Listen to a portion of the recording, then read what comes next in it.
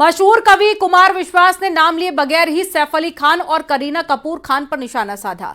कुमार विश्वास ने उनके बेटे तैमूर के नाम पर सख्त शब्दों में ऐतराज जताया है। उन्होंने यहां तक कहा कि बच्चों का नाम रखने को लेकर मशहूर हस्तियों को सतर्क रहना चाहिए। वहीं मुस्लिम धर्मगुरु ने कुमार विश्वास पर पलटवार कर कहा कि उनकी कट्टर हिंदू नेता की छवि आखिरकार उजागर हो गई है। आपको रिपोर्ट दिखाते हैं, इसी से जुड़ी हुई। अपने बच्चों को नाम याद कराइए। मशहूर कवि कुमार विश्वास अपने बयानों से एक बार फिर चर्चा में है। उनका एक बयान सोशल मीडिया में ट्रेंड कर रहा है। कुमार विश्वास ने बगैर किसी का नाम लिए बच्चे का नाम रखने को लेकर निशाना साधा। सोशल मीडिया में ऐसा ट्रेंड कर रहा है कि कुमार विश्वास ने बॉलीवुड की मशहूर जोड़ी करीना कपूर और सैफ अली खान पर निशाना साधा है कि वो किसी से डरते नहीं है। हमलावर अंदाज में तैमूर अली खान के नाम को लेकर टिप्पणी की। उन्होंने कहा कि बॉलीवुड सितारों को बच्चे का नाम रखने के लिए क्या कोई और नाम नहीं मिला। साथ ही उन्होंने ये तक कह दिया कि वो तैमूर को हीरो तो क्या विलेन भी नहीं बनने देंगे। इससे पहले कुमार विश्वास ने बॉलीवुड अभिनेत्री सोनाक्षी सिन्हा और जहीर इकबाल की शादी पर निशाना साधा था। उन्होंने कहा था कि बच्चों को रामायण और महाभारत पढ़ाना जरूरी है। कहीं ऐसा न हो कि घर का नाम रामायण हो और घर की लक्ष्मी को कोई और उठा ले जाए। अपने बच्चों को नाम याद कराइए, सीता जी की बहनों के, भगवान राम के भाइयों के। एक संकेत दे रहा हूं, जो समझ जाए उनकी तालियां उठें। अपने बच्चों को रामायण सुनवाइए, गीता पढ़वाइए, अन्यथा ऐसा ना हो कि आपके घर का नाम तो रामायण हो और आपके घर की श्री लक्ष्मी को कोई और उठा के ले जाए, तब पढ़ रहा। ऑल इंडिया मुस्लिम जमात के राष्ट्रीय अध्यक्ष मौलाना शहाबुद्दीन ने भी कुमार विश्वास पर निशाना साधा है। कुमार विश्वास साहब हिंदुस्तान के एक मशहूर कवि शायर हैं और इसी वजह से उनको जाना पहचाना जाता है और हिंदू मुसलमान सभी लोग उनको अपने जलसों में, अपने कवि सम्मेलनों में बुलाते हैं। मगर आज उन्होंने जिस तरह का बयान दिया है, उससे उन्होंने अपना चेहरा और अपने दिलो दिमाग की जो कैफियत है और जो विचारधारा है, उस विचारधारा को उन्होंने वाजे कर दिया, स्पष्ट कर दिया। और उनके बयान से ये साफ जाहिर हो गया कि वो कवि नहीं हैं, बल्कि वो एक हिंदुत्ववादी कट्टरपंथी नेता हैं। कुमार विश्वास इतिहास के जिस तैमूर का जिक्र कर रहे थे, उसका नाम तैमूर लंग है, जिसे भारत के आक्रमणकारी के रूप में देखा जाता है 14वीं शताब्दी के। वहीं कुमार विश्वास के बयान ने एक बार फिर घमासान छेड़ दिया है। मंच से बोलते हुए कुमार विश्वास का वीडियो वायरल हो रहा है। वीडियो मुरादाबाद की यूनिवर्सिटी का बताया जा रहा है, जहां कुछ दिन पहले कुमार विश्वास पहुंचे थे। न्यूज़ 18 के लिए ब्यूरो रिपोर्ट।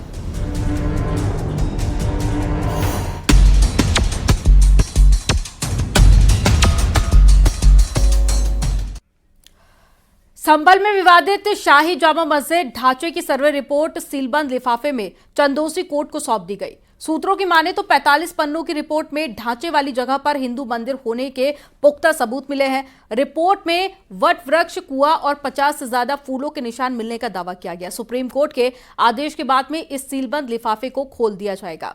वहीं इस पर अभी से सियासत शुरू हो गई है। आपको इसी से जुड़ी एक रिपोर्ट दिखाते हैं।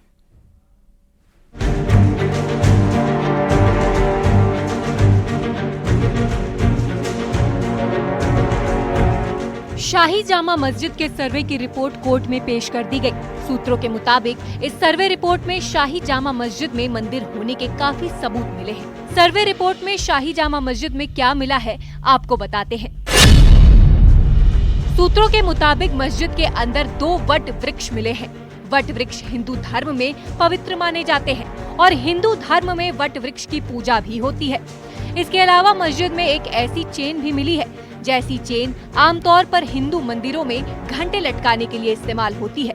साथ ही मस्जिद में एक कुआं मिला है, जो आधा मंदिर के अंदर और आधा बाहर मिला। पुराने कंस्ट्रक्शन को बदलने के सबूत भी मस्जिद में मिले हैं। एक जगह मंदिर की शेप को प्लास्टर लगाकर पेंट किया गया है। गुंबद के हिस्से को प्लेन किया गया। 50 से ज्यादा फूल के निशान मिले हैं। मंत्री धर्मपाल सिंह ने संभल सर्वे रिपोर्ट को सही बताया है। उन्होंने कहा कि रिपोर्ट से असलियत सामने आई है। उन्होंने मुगलों पर निशाना साधा और कहा कि हकीकत बदलती नहीं है, अवशेष रह ही जाते हैं और स्थितियां बदलती नहीं हैं। कहीं ना कहीं सारी चीजें अवशेष में प्रवाहित रहती हैं। अब जो खुदाई का काम जो चल रहा है वो वास्तविकता से प्रेरित है, असलियत सामने आ रही है, इसलिए लोगों को खराब भी लग रहा है, क्योंकि असलियत सामने आने से उनका जो जो धांधलेबाजी कर रहे थे, जो असलियत को छिपाने का काम कर रहे थे, वो बाहर आ गया है, इसलिए उन्हें बहुत कठिनाई हो रही है। माध्यमिक शिक्षा राज्य मंत्री गुलाब देवी ने कहा कि संभल में तीर्थ पहले से ही थे, इसलिए निकल रहे हैं। अगर तीर्थ नहीं होते तो नहीं निकलते। इसमें किसी जाति या धर्म विशेष के लिए नुकसान नहीं है। कोई नई चीज नहीं है, यहाँ तीर्थ थे तो निकल रहे हैं। अब जब तीर्थ नहीं होंगे तो थोड़ी निकलेंगे। जहाँ जो तीर्थ है वो निकाला जा रहा है और वो पूजा के योग्य बनेगा, सब लोग उसकी पूजा करेंगे। इसमें किसी जाति विशेष के लिए कोई नुकसान थोड़ी है, ना वर्ग विशेष के लिए नुकसान है। ये हमारे पुराने स्थान हैं, इनके लिए विकास किया जा रहा है। संभल में एक और प्राचीन कुआं मिला है। प्रशासन ने कुएं की खुदाई शुरू करा दी है। उधर लोगों ने दीवार बनाकर मंदिर का रास्ता बंद कराने का आरोप लगाते हुए प्रदर्शन किया। लोगों ने जिला प्रशासन से इस दीवार को हटवाने की मांग की है। मौके पर मौजूद महिलाओं ने योगी मोदी जिंदाबाद के नारे लगाए। 30 साल पहले मंदिर का रास्ता बंद किया गया। मैंथा फैक्ट्री संचालक पर मंदिर को बाउंड्री में बंद करने और मंदिर की संपत्ति पर कब्जा कर किराए पर कमरे देने का आरोप है।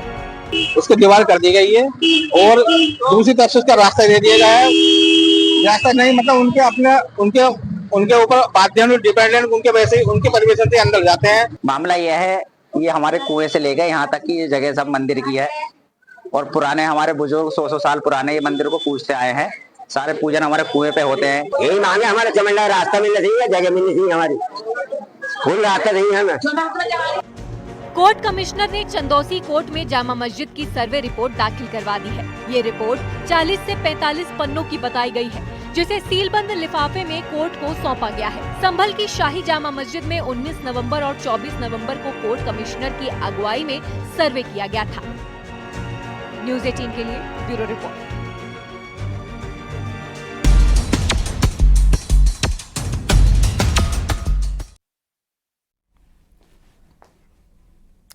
संभल में बन रही सत्यव्रत चौकी का काम जितनी तेजी से चल रहा है, उतनी ही तेजी से उस पर सियासी बयानबाजी भी हो रही है। पूर्व एसपी सांसद एसटी हसन ने चौकी का विरोध करते हुए ओवैसी का समर्थन किया और चौकी की जमीन को वक्फ की जमीन होने का दावा किया। वहीं मंत्री धर्मपाल सिंह का कहना है कि अपराधी किस्म के लोगों को पुलिस चौकी से खतरा है। आपको इसी से जुड़ी एक रिपोर्ट दिखाते हैं।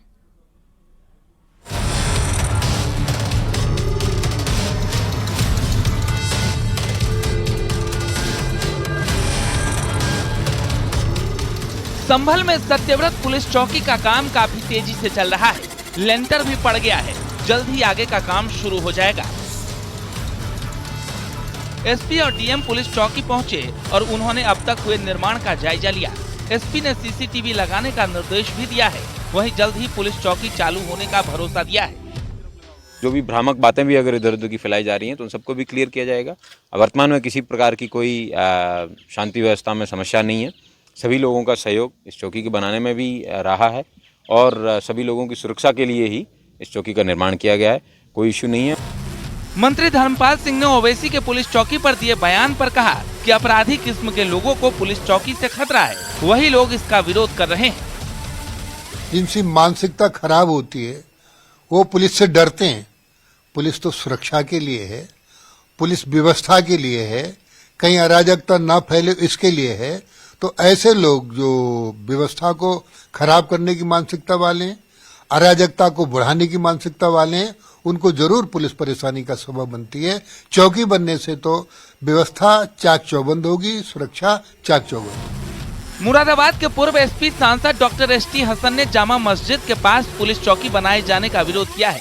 उन्होंने उस जगह को वक्फ की संपत्ति बताया है और कहा कि इस तरह से पुलिस चौकी बनाना सही नहीं है। पूर्व सांसद डॉक्टर एसटी हसन ने पुलिस चौकी को अवैध बताया और ओवैसी के बयान का समर्थन किया।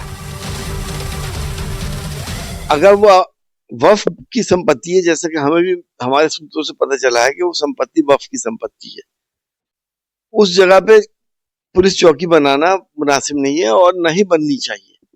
वक्फ की संपत्ति को ना बेचा जा सकता, ना ही उस पर अवैध कब्जा किया जा सकता। लेकिन जिस अंदाज से पुलिस चौकी बन रही है, उससे ये एहसास होता है कि शायद जो तेजी दिखा रही है वहां पे पुलिस बनाने में, कि ये अवैध तरीके से वहां पे पुलिस चौकी बनाई जा रही है। संभल से एसपी सांसद जियाउर रहमान बर्क को इलाहाबाद हाईकोर्ट से तगड़ा झटका लगा है। हाईकोर्ट ने संभल हिंसा में सांसद बर्क के खिलाफ एफआईआर रद्द करने की मांग ठुकरा दी है। हाईकोर्ट ने कहा कि एफआईआर रद्द नहीं होगी, पुलिस की जांच जारी रहेगी। हालांकि हाईकोर्ट ने बर्क की गिरफ्तारी पर फिलहाल रोक लगा दी है। हाईकोर्ट ने कहा है कि पुलिस एसपी सांसद से पूछताछ कर सकती है। बर्क को पुलिस की जांच में सहयोग करना होगा।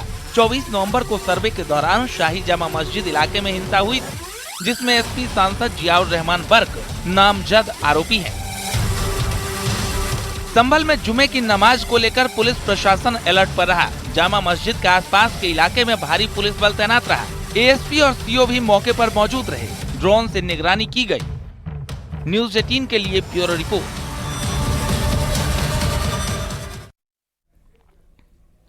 संभल पुलिस ने वक्फ के जाली दस्तावेजों के मामले में एफआईआर दर्ज कर ली है और संभल में जामा मस्जिद के सामने पुलिस चौकी की जमीन पर वक्फ की प्रॉपर्टी होने का दावा किया जा रहा था और इसी मामले में जांच संभल प्रशासन ने 3 सदस्यीय टीम से करवाई थी, जिसके बाद में उन्हें फर्जी करार दिया गया।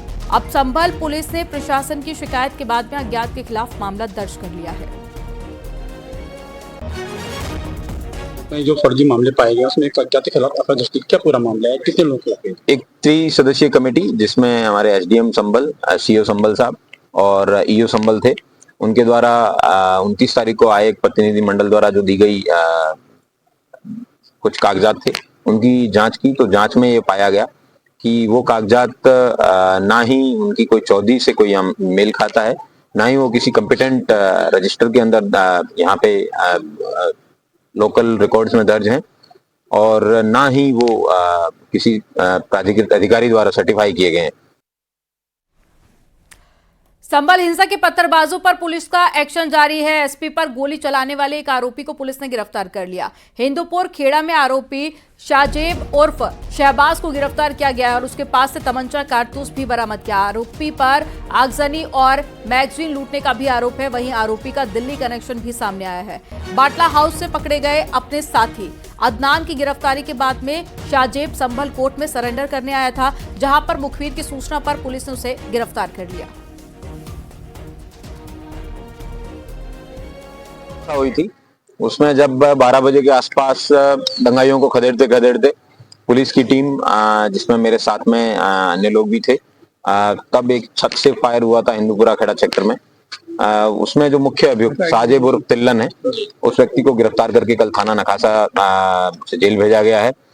यह व्यक्ति लंबे समय तक हाइडिंग में रहा। जब से इसको पता चला कि पुलिस खुफिया सूचना के आधार पर उसको ढूंढ रही है, पहले ये दिल्ली में कुछ दिन लक्ष्मी नगर में रहा, फिर उसके बाद जहांगीरपुरी सेक्टर में रहा, लेकिन पुलिस ने समय रहते मुखबिर की सूचना पे इसको गिरफ्तार करके इसको जेल भेजा गया है। मौलाना शहाबुद्दीन रिजवी ने सीएम योगी आदित्यनाथ को चिट्ठी लिखी है। मौलाना रिजवी ने चिट्ठी में कुंभ को लेकर बड़ा आरोप लगाया। मौलाना शहाबुद्दीन ने अपनी चिट्ठी में लिखा है कि कुंभ मेले में बड़े पैमाने पर मुस्लिमों का धर्मांतरण करवाया जाएगा। मौलाना ने आरोप लगाया कि हिंदू धर्मगुरु और साधु संत मुस्लिमों को कुंभ में धर्मांतरण करवाना चाहते हैं। ऑल इंडिया मुस्लिम जमात के राष्ट्रीय अध्यक्ष मौलाना शहाबुद्दीन ने सीएम योगी आदित्यनाथ ने इस मामले में कार्रवाई की मांग भी की है।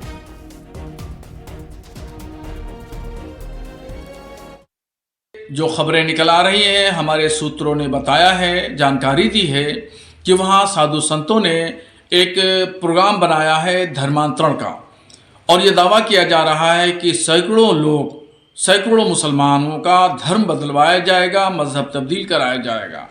तो धर्मांतरण का ये जो कानून है, तो इसका फिर कैसे अमली जामा इसको पहनाया जाएगा। एक तरफ साधु संत धर्मांतरण कराने की बात कर रहे हैं कि महाकुंभ मेले में बड़े पैमाने पर सैकड़ों मुसलमानों को मजहब तब्दील कराया जाएगा, धर्मांतरण कराया जाएगा। दूसरी तरफ उत्तर प्रदेश में एक कानून बना हुआ है धर्मांतरण पर और गुज़श्ता सालों में कई लोगों की गिरफ्तारियां भी हुई हैं। तो इस सिलसिले में मैंने मुख्यमंत्री योगी आदित्यनाथ जी को एक पत्र लिखा है। उत्तर प्रदेश सरकार में मंत्री और अपना दल सोनेलाल पटेल के नेता आशीष पटेल पर लगे आरोपों का मामला अब गहराता जा रहा है। अपना दल कमेरावादी की नेता और साथ ही सिराथू से विधायक पल्लवी पटेल ने आशीष पटेल के विभाग में अनियमितताओं का आरोप लगाया। राज्यपाल को सौंपे पत्र में आरोप है कि प्राविधिक शिक्षा विभाग द्वारा असंवैधानिक कार्रवाई करते हुए विभागाध्यक्ष के पद प्रमोशन के जरिए भर दिए गए हैं, जो कि नियम के अनुसार उत्तर प्रदेश लोक सेवा आयोग द्वारा सीधी भर्ती के माध्यम से भरे जाने थे। पल्लवी ने मामले की जांच के लिए एसआईटी गठित करने की मांग की है, तो वहीं आशीष पटेल ने अपने खिलाफ साजिश रची जाने की बात कही। न्यूज 18 से बातचीत में पल्लवी पटेल ने कहा कि आशीष पटेल सबसे भ्रष्ट इंसान है।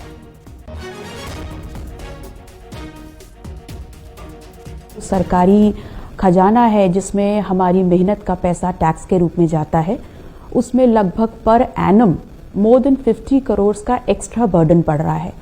तो एक तो ये सरकारी जो पैसा है उसकी चोरी हुई है, दूसरा इन सीट्स पे प्रमोशन देने के लिए अवैध वसूली की गई है, तीसरा नॉर्म्स को धता बताते हुए धज्जियां उड़ाई गई हैं नियमों की। तो हमारी मांग है कि एसआईटी गठित करके जो भी दोषी हैं उनके खिलाफ सख्त से सख्त कार्रवाई की जाए और जो डीपीसी के माध्यम से दिसंबर 2024 में लिस्ट डिक्लेयर की गई है उसको with immediate effect shall be declared null and void. Uttarakhand में निकाय चुनाव में ताल ठोक रहे बागियों ने नगर पंचायत से लेकर के नगर निगम तक कई सीटों पर पार्टियों का गणित गड़बड़ा दिया है। अब पार्टियों को यहां पर जीत के लिए नए सिरे से समीकरण साधने होंगे। आपको रिपोर्ट दिखाते हैं इसी से जुड़ी हुई।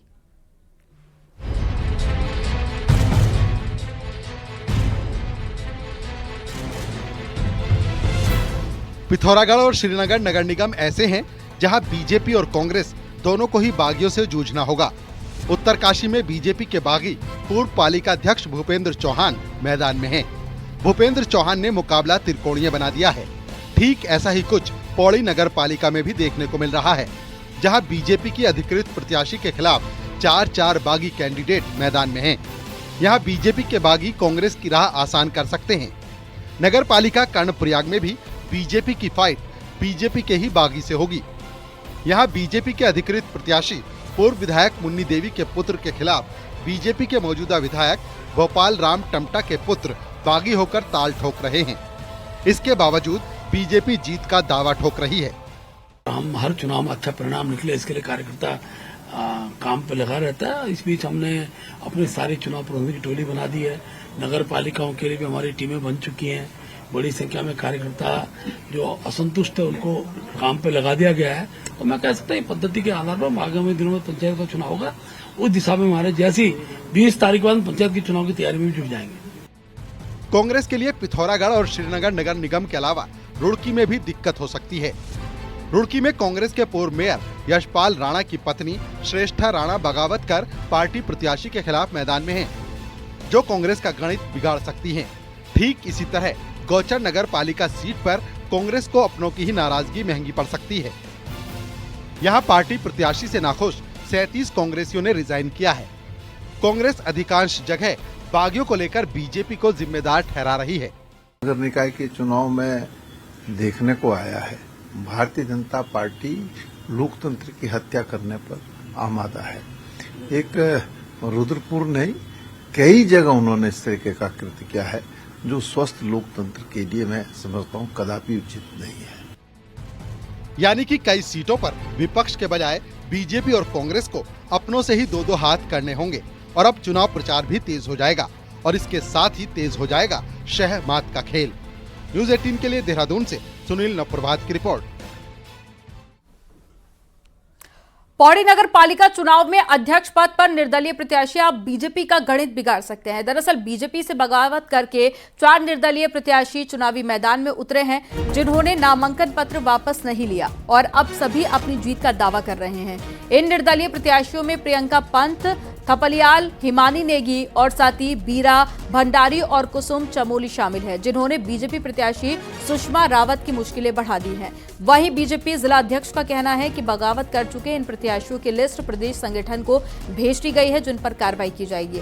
वहीं बागी प्रत्याशियों का कहना है कि शहर के हित में उन्हें मैदान में उतरना पड़ा। अब इस पर बीजेपी जो भी फैसला लेगी वो उन्हें मंजूर होगा। तो मैं आपको यही बोलना चाहूंगी कि मैंने तो पार्टी को नहीं छोड़ा, मैंने तो संगठन को नहीं छोड़ा, पर संगठन ने मुझे छोड़ दिया शायद। और रही बात निष्कासन की या फिर पार्टी से मुझे हटाने की, तो जितना मैं आपको बोलूंगी कि कहीं ना कहीं कुछ टाइम से मुझे लगता है कि पौड़ी के हित के लिए मुझे अपने आप जो हम लोग रण में आए हैं, अपने आप जो हम लोग रणभूमि में आए हैं, हम लोग आज लड़ाई के लिए उतरे हैं, तो कभी कभी ऐसा होता है कि सही और गलत के साथ में पांडव जो थे वो उन्होंने कौरवों का साथ छोड़ के अपने भाइयों के खिलाफ एक युद्ध लड़ा था, जिसमें कहीं ना कहीं एक हित की बात हो रही है, हमारे शहर की हित की बात हो रही है, हमारे पौड़ी के हित की बात हो रही है, पौड़ी के विकास की बात हो रही है। जो लोग अब चुनाव मैदान में प्रत्याशी के खिलाफ मैदान में उतरे हैं, उनकी सूचना प्रदेश संगठन को भेज दी गई है और उनके विरुद्ध जो भी निर्णय होगा वो प्रदेश नेतृत्व द्वारा लिया जाएगा। देखिए, बीजेपी के जो कार्यकर्ता हैं वो एकजुटता के साथ, चाहे वो श्रीनगर नगर निगम हो, पौड़ी नगर पालिका हो, पूरी भारतीय जनता पार्टी एकजुटता के साथ पार्टी प्रत्याशी के पक्ष में चुनाव अभियान में जुटी हुई है। कासगंज में 26 जनवरी को हुए चंदन गुप्ता हत्याकांड के दोषियों को उम्र कैद की सजा होने के बाद में पिता, मां और बहन ने तिरंगा फहराकर खुशी जाहिर की। कासगंज में चंदन गुप्ता हत्याकांड में 28 दोषियों को कोर्ट ने आजीवन कारावास की सजा सुनाई है और 50,000 रुपए का जुर्माना भी लगाया। आपको बता दें कि कल एनआईए की विशेष अदालत ने 28 आरोपियों को दोषी करार दिया था, जबकि 2 आरोपियों को संदेह का लाभ देते हुए बरी कर दिया गया।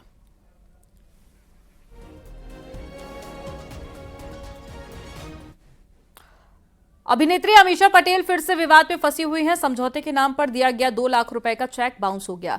गदर फिल्म से हिट हुई बॉलीवुड अभिनेत्री अमीषा पटेल का विवादों से गहरा नाता है और पहले एक कार्यक्रम में एडवांस लेने के बाद भी कार्यक्रम में न पहुंचने पर अमीषा पटेल पर मुरादाबाद कोर्ट ने एनबीडब्ल्यू जारी किया था। गिरफ्तारी से बचने के लिए अभिनेत्री अमीषा पटेल ने वादी से समझौता कर 8 लाख रुपए के चेक और बाकी बची रकम कैश देने को कहा था और वादी पवन वर्मा ने जब अभिनेत्री अमीषा पटेल का चेक बैंक में लगाया तो बैंक ने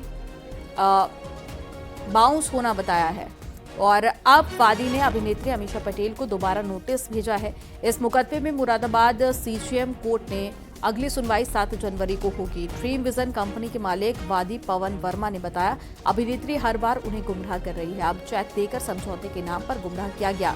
वहीं पवन वर्मा के वकील ने बताया कि अभिनेत्री के खिलाफ सेक्शन 138 का नोटिस भेजा जा रहा है। 406, 120B, 506 आईपीसी में समन किया गया था। आफ्टर समनिंग मुकदमा चलता रहा। इन्होंने अपनी एंटीसिपेटरी बेल अप्लाई की जो इनको ग्रांट हो गई। उसमें आज तक इन्होंने अपनी श्योरिटीज फाइल नहीं की। उसके बाद अपने अधिवक्ता महोदय के माध्यम से इन्होंने हमसे कंप्रोमाइज़ की बात की। लास्ट वीक हमने एक कंप्रोमाइज़ इनका जो था तैयार कराया, उस पर सिग्नेचर कराए। उसी के एवज में ये हमें एक चेक दिए गए 8 लाख रुपए के। नोटिस फॉरवर्ड किया जाएगा थ्रू काउंसिल। ये कब का प्रकरण है और क्या कार्रवाई की जाएगी? ये मैटर 2017 से लंबित है, जिसमें अभी पिछले हफ्ते कंप्रोमाइज फाइल हुआ है। एक हफ्ता पहले उन्होंने हमसे कंप्रोमाइज की बात करी, अपने अधिवक्ता हमने उसमें कंप्रोमाइज जो है साइन करके कोर्ट में जमा करा दिया। उन्होंने हमें 8 लाख रुपए के चेक दिए। उसमें जो चेक हमने अपने बैंक में जमा किया 31 तारीख को, तो वो अगले दिन ही वो चेक उनका बाउंस हो गया इनसफिशिएंट बैलेंस की वजह से कि उनके खाते में पैसा नहीं है। कितने लाख का चेक? 2 लाख रुपए का एक चेक।